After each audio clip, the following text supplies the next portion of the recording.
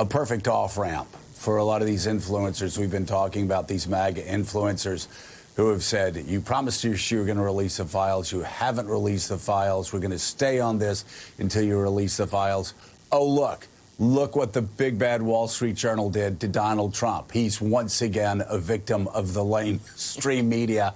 And they immediately, it's not like they have short attention spans.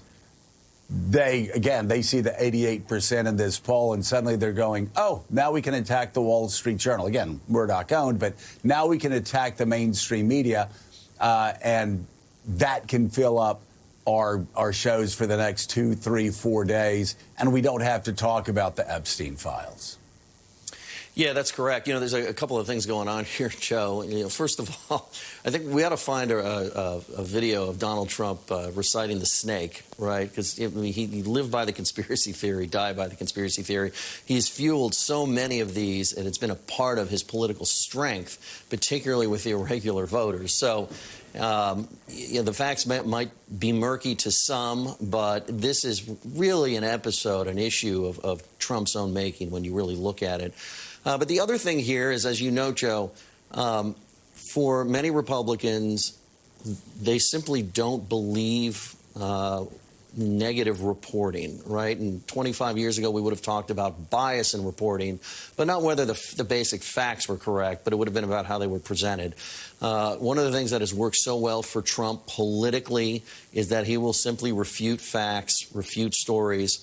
Many voters with years of distrust in the media, believing it was biased toward the Democrats against Republicans, believe Trump's refusals and denials. And so instead of having a conversation about whether or not, I should, as a voter, should I support or not support Trump based on these facts, it's these facts aren't true. They're out to get Trump, and then Trump always turns it around, and they're not really out to get me. They're out to get you. This has worked very well for him, and it's why I'm always skeptical that things like this that, in theory may or should cause an administration all sorts of political problems. I always have a wait-and-see approach. Yeah, I mean, it would be, Willie, any one of these things would probably end the political career of just about everybody on the political landscape.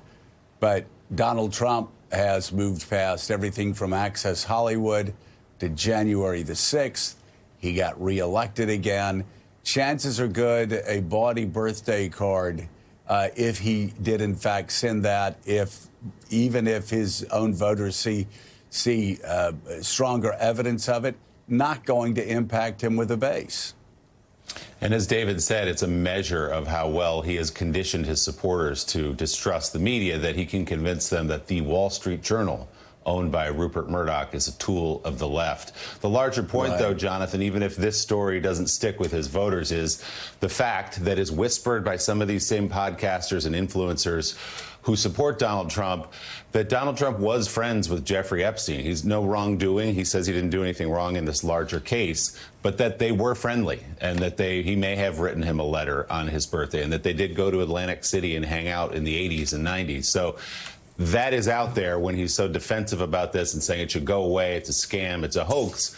The very people who support him but are so invested in the Epstein story are saying, why are you so anxious for this story to go away? Yeah, I think this is one of those moments where two things are true at once. Certainly, as you just discussed, Trump has been very good at moving past a lot of scandals that would have doomed any other political candidate, Access Hollywood chief among them. It is not a surprise that he uses the, quote, in his words, locker room talk sometimes. But this time, the locker room talk will be attached to a significant criminal conspiracy. And there's certainly no evidence of any crime committed by President Trump, no wrongdoing at all, yet it's going to fuel questions of this unseemly relationship. And that's part of it. And I don't think, as much as, no doubt, those on the right can now rally against the Wall Street Journal, can rally against the media, at the same time, their fundamental questions about the Epstein matter persist. I don't think those are going to go away. This is a conspiracy theory created largely on the right. It has fueled Republicans and MAGA influencers for a long time. They have ignored Trump's wishes to let this go. And I think right now, Willie, that's going to persist. And the grand jury testimony, yeah, that'd be a piece of this if it comes out, if indeed the Attorney General is able to release some of that. But that's still a small part of the investigation. Now, some of it, of course, will never see the light of day. It's sensitive. It involves, as we've heard from Tom Tom Winter and others. There's no actual list. Some of the material there involves minors. That, of course, shouldn't be released. But there's still going to be questions about what else is there, and it's hard to see those fading anytime soon. Well, and Willie, Jonathan just made the key point on why this is different from other scandals or dust-ups or whatever you want to call it. This has been a conspiracy theory that has been pushed by MAGA. This has been a conspiracy theory that's sort of been a foundational part of the MAGA base and their worldview, their view toward the federal government for years now. So the fact that NBC News, Tom Winter, Ken Delanian, David Rode, the fact that they all say there is no list, there is no there. If there ever were, it got destroyed years and years ago. And there's no more incriminating information on Donald Trump, again, based on their reporting, NBC News reporting. That's one of the reasons why the media and the, I think, Democrats, for the longest time, haven't acted on this, not because they were part of some grand conspiracy theory involving Tom Hanks and Oprah. It's because they saw the reporting that there was no there. And so here we are at a very interesting time where the mainstream media has believed it, the Democrats have believed it, now it's the MAGA base who would be the last to believe need to believe for Donald Trump that there's no grand conspiracy theory here that the deep state took part in. But, that may take a while to get from here to there. Yeah, too many people have been too invested for too long in this story to merely walk away from it after a social media post, even from President Trump. Senior writer for The Dispatch, David Drucker. David, thanks for being with us this morning. We always appreciate it.